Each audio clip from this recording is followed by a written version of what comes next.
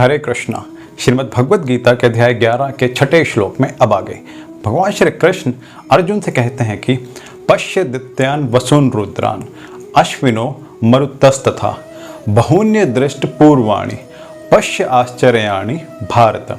अर्थात हे भारत, लो तुम आदित्यों, वसुओं, रुद्रों, अश्विनी कुमारों तथा अन्य देवताओं के विभिन्न रूपों को यहाँ देखो।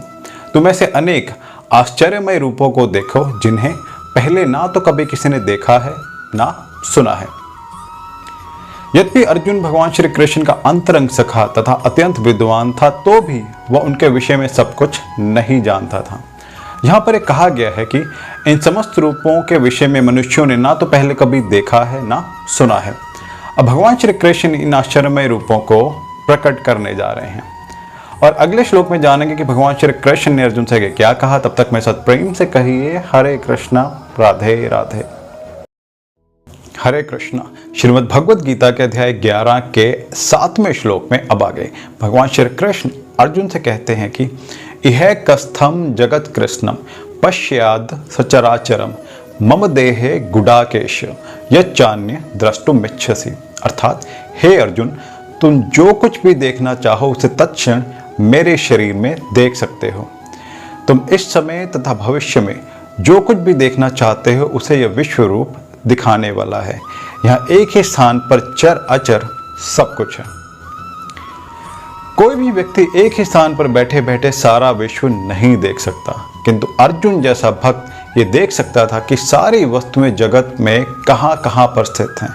श्री कृष्ण अर्जुन को शक्ति प्रदान करते हैं जिससे वह भूत, वर्तमान तथा भविष्य जो कुछ भी देखना चाहे वह देख सकता था। इस प्रकार अर्जुन भगवान श्री कृष्ण के अनुग्रह से सारी वस्तुएं देखने में समर्थ है। और अगले श्लोक में जानेंगे कि भगवान श्री कृष्ण ने अर्जुन से क्या कहा। तब तक मेरे साथ प्रेम से कहिए हरे कृष्ण, राधे राधे।